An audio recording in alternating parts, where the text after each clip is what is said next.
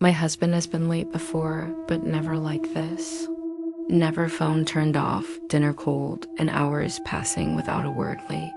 His name is Daniel Carter. We've been married 9 years, and if I'm honest, things haven't been perfect. But he always came home. Always. At 9:47 p.m., I called him for the 8th time, straight to voicemail. By 11:30, I'd checked every hospital in the county. At midnight, I walked the house over and over, not even sure what I was looking for. At 1:12 a.m., I stood by the window watching headlights drift by, praying one of them belonged to him. They didn't. At 2:41 a.m., with shaking hands, I finally called 911. 911, what's your emergency? My husband hasn't come home. His phone's off. I think something's happened.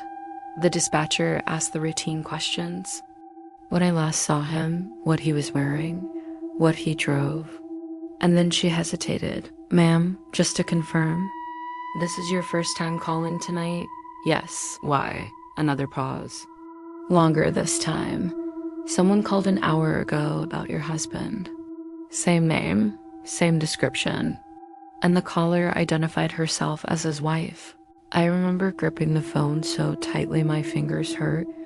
Someone else reported my husband missing before I did. 2 officers arrived, asked more questions I didn't know how to answer. Did he have another phone? Any financial problems? Did he ever disappear before? Was there anyone else he might contact besides me? Every question felt like a wound. By sunrise, they brought me to the station. They played me the earlier 911 call. A woman's voice, calm, soft, crying quietly. My husband, Daniel Carter, he hasn't come home.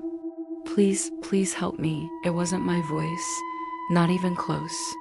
I told them I'd never heard that voice in my entire life. They didn't argue, but they didn't believe me either.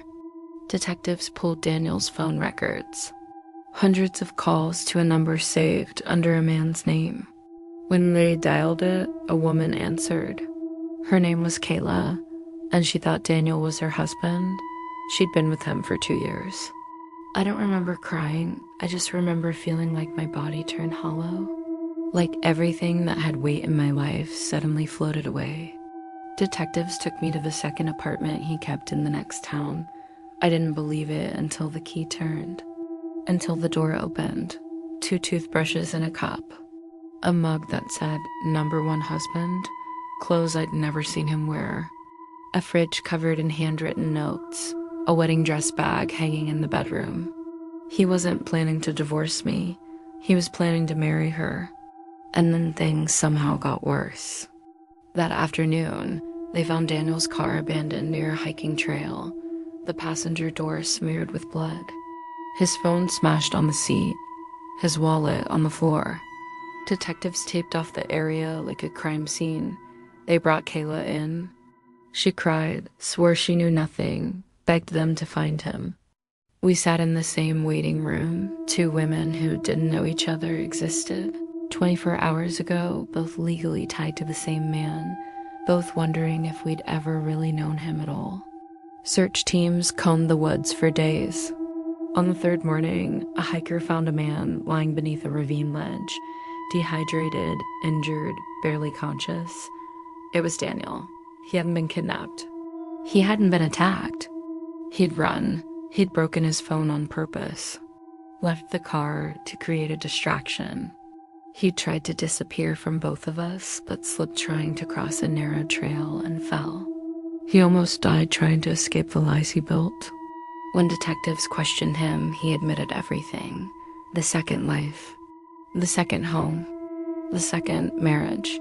The double birthdays, double excuses, double promises. He kept apologizing, but he never looked me in the eye. Not once. They told us he was lucky he survived the fall. Lucky the hiker found him. Lucky the injury wasn't worse. But the police weren't finished. The blood on the car door wasn't his. It belonged to Kayla. She had confronted him earlier than she admitted. There had been a struggle. She smashed his phone, grabbed his arm hard enough to bleed, tried to stop him from leaving, And when he ran, she panicked. Her 911 call was never about a missing husband. It was about losing control. After that, things moved quickly.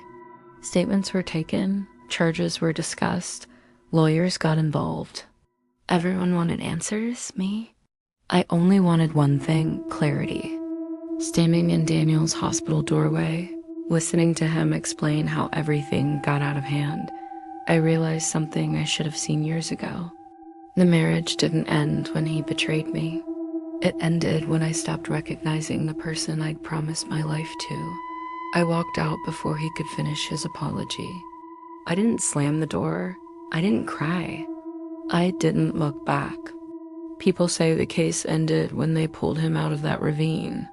But for me, it ended in that hallway when I finally understood that the only person who'd been missing from my life was me, and I'm done staying lost.